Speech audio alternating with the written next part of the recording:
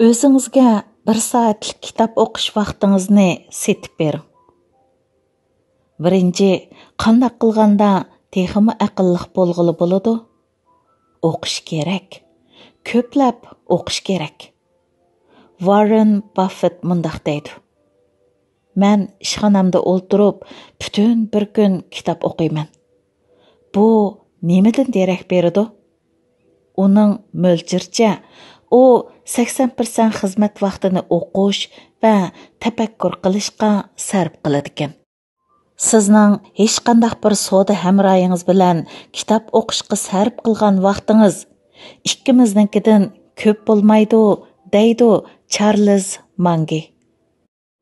Qanday qilganda texmi aqlliq bo'lg'ili bo'ladi deb so'ralganda Buffett. Har haftada 500 bat o'qiyman. Mana bu bilimning to'planishi. Xuddi qo'sh payda olganga o'xshash, deydi. Hamma odam o'zining bilimini barpo qila oladi, lekin ko'p qism kishilar tirishchanlik ko'rsatmadi. Ilgari bir kishi Buffettning taklifini qabul qilgan. U hozir bu peshva mablag' solg'uchi uchun xizmat qiladi. U bo'lsa-mu Todd Kamis. Buffettning taklifini olgandan keyin u o'qigan narsalari va o'qigan bat sonini xotirlashga boshlaydi. Omaha Dunyo peshvalari gazetida maqola e'lon qilinib, ishlab chiqarish xarakteridagi materiallarni uzluksiz izlash va o'qish eng oxirida ikkinchi tabiatiga, ya'ni odatiga aylanadi deyilgan. O mablag' silishga boshlagandan keyin texmi ko'p o'qib, kuniga 600 bat, 750 bat, hatto 1000 batga yetkazgan. Komis Buffett formulasining nihoyat foydali ekanligini bayqagan. O'qish elib kelgan uchurlar uning hozirgi xizmatiga zo'r yordam bergan, ya'ni yoshurun mablag' izlash. Lekin qandaq o'qishmo intayin muhim. Siz izchil dialektikani saqlashingiz hamda o'zliksiz o'ylanishingiz kerak. Siz aqliy xizmat orqali bir qarashda ching turishingiz kerak. Birlikda ishlash. Nemishqa qaltis sheriklar utuq qozindi degan kitobida Buffett Abdur Michael Eisnerga mundaq degan. Mening xizmatim mahiyatdan aytganda nurg'un paket va uchurlarni tutish hamda tasodifiy holda uning uchun harakat qo'llanish kerak yoki emasligini bilish. Ikkinchi, o'zliksiz o'rganish. Eisner davomli mundaq yozadi. Balkim bu dal ikkalanning nima uchun o'zlarining azaldan bir shaharda yoki bir ishxonada turmasa, texmi yaxshi bo'ladiganligini tunib yetganligining sababi bo'lsa kerak. Chunki ular izchil parangga tushib ketib, kitob o'qishga vaqt chiqara olmasligi mumkin. Mangi o'qishni butun dunyodagi ikki boshqurg'ichiga nisbatan butun dunyodagi eng cho'ng korxona guruhlarining biri bo'lg'uchilar uchun zarur bo'lgan davomli tarbiya planining bir qismi deb tasvirlagan. Meningcha, hech qanday ikki savdo hamroyi davomli o'rganishda bizdan yaxshi qila olmaydi, deydi u. Gerçi o mujmal talaffuzda so'zlagan bo'lsa-mu, lekin haqiqatan shundoq deb qaraydi. Uning ustiga biz izchil o'rganmagan bo'lsak, yaratgan rekordimiz bundaq yaxshi bo'lmagan bo'ladi. Biz bir kun ichidagi eng yaxshi vaqtni o'qishga ishlatishda ching turdik.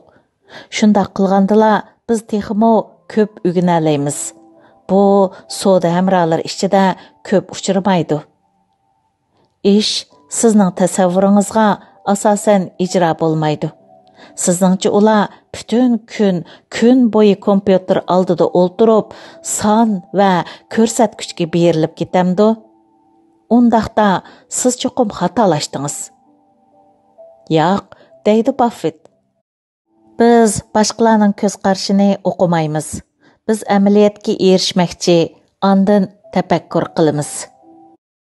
Ammo tafakkur qilish qismiga kelganda, Buffett bilan Mangiga nisbatan aytganda, hech qanday odam o'zining hamrohlari bilan birga tafakkur qilishdanmi yaxshi usulga erisha olgan emas. Charles masalaga yo'liqsa, cho'qim bir javob tepish kerak, deydi Buffett. Uningda men ko'rgan eng qaltis 30 sekundlik tafakkur bor. Agar men bir savol so'rsam, u 30 sekund ichida negizini nayt yaxshi tuta oladi. Shaylarni darhol ko'zdalaydi. Mangi uning bilim zapsining hammasiga keyin erishgan. Aksicha, tug'ma talant egisi emas deb qaraydi. Uning ustiga u buning hammasini o'rganishga mansub qildi. Mayli Buffett bo'lsin yoki men, tafakkur qilishga vaqt ketmaydigan darajada aqlli emas. Mangi ilgari bir muxbirga shundoq degan: "Biz nayt tezla qaror chiqara olamiz. Lekin uning sababi shuki, biz nurg'un vaqt sarf qilib, jimjit o'ltirib o'qib, ham tafakkur qilib, o'zimizga tayyorlik qildik." 3. O'qish vaqtini qanday tepish kerak? O'qish vaqtini tepish sizning o'ylaganingizdanmi oson? Bir amal bo'lsa, bir kun ichida 1 soat ajirtib o'zingizga bering. Buffett o'zining huquq bergan tarjimali qor top, ya'ni The Snowball degan bir bo'lak ziyoratda mundaq bir hikoya so'zlangan.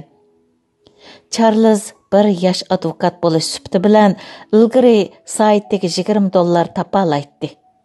U ilgari kim mening eng qimmati bor xaridorim degan savolga javob izlab, oxirida u o'zi deb qaraydi. Shunga u har kuni o'ziga 1 soat kitob o'qish vaqtini setishni qaror qildi. U har kuni atdiganda vaqtni qurilish turlari va uy zimin sodisiga sarf qiladi. Hamma odam shunday qilish kerak. O'zining xaridori bo'lib, boshqalar uchun xizmat qilgandan keyin o'ziga 1 soat kitob o'qish vaqtini setib berish kerak. Bu 1 soat sarf qilib ilib kelgan fursatni o'ylab beqing. Bu bak muhim. Ba'zi vaqtlarda Ündidar chambarkini ko'rib, to'r xabarlarini o'qib baqsingizmi bo'ladi. Ammo bir qism ilxatlarga javob qaytarish bilan bir vaqtda aslida siz erishmoqchi bo'lgan vazifani o'rindavatgan qiyofatga kirvanmang. Yoki yana bir xil ahvolda siz vaqtni o'z iqtidoringizni oshirishga ishlasangiz bo'ladi. Bundaq bo'lganda qisqa muddat ichida siz ko'p xil vazifalarni texmi yaxshi bir taraf qila olasiz. Uzoq muddat ichida yangi narsalarni o'rganish va o'zining mablag'ini yuqori ko'tarish texmi uzoq muddatlik javobga erishishning aql tanlashidir. Men izchil qilayotgan ishimni texmi unumlik, yaxshi qilishni o'ylayman, deydi Mangi. Bu mening har qanday bir yillik kirimimni azaytayotgan taqdirdimi, men doim vaqt chiqarib, o'zimning ko'ngil ichish va o'zimni mukammallashtirishga vaqt chiqaraman. Kitob o'qish faqat formulaning bir qismi. Faqat o'qishli kifoya qilmaydi. Charles Mangi monolarni ta'kidlaydi. Biz ko'plab kitob o'qishimiz kerak. Meningcha, aql parosatlik odamning o'qimaydigani yo'q. Lekin bu texi yetarlik emas. Siz cho'qim ideyaning mohiyatini ching tutishingiz hamda oqilona harakat qilishingiz kerak. Ko'p qism kishilar to'g'ri ideya mohiyatini tutolmaydi yoki uningga asosan nima qilishni bilmaydi. Sizning bilim egallaganligingizni qanday belgili bo'ladi? Bir kitobni qanday o'qish kerak degan kitobning avtori Mortimer Adler mundaq deb yozgan. O'zining nima o'ylayotganligini bilaman degan odam o'zining o'yini ifodalab bera olmaydi. Ko'p hollarda o'zining nima o'ylayotganligini bilmaydiganligini tushuntirib berdi. Siz biladiganlaringizni boshqalarga tunishtirib bera olamsiz? Sinab beqing. Siz mahiyatini egallab bo'ldim deb qaragan bir fikrni tanlab, uni bir parcha qog'ozga yezib qo'yish, xuddi uni boshqalarga tunishtirganga o'xshaydi. 4. Tug'ma bo'lamdi yoki yetishtirilganmi? O'qishdan boshqa yana bir texmi aqlliq bo'lish usuli sizning o'yingizga jang e'lon qilishga jur'at qila oladigan kishilar bilan tanishish va uchrashish. To'xtamay kitob o'qish orqali o'zimni umrlik o'rgangichiga aylantirman. Qiziqish yetildirman hamda har kuni o'zimni texmo aqlli qilishga tirishaman. Charles Mange. Manba Ilqut Salondan elindi.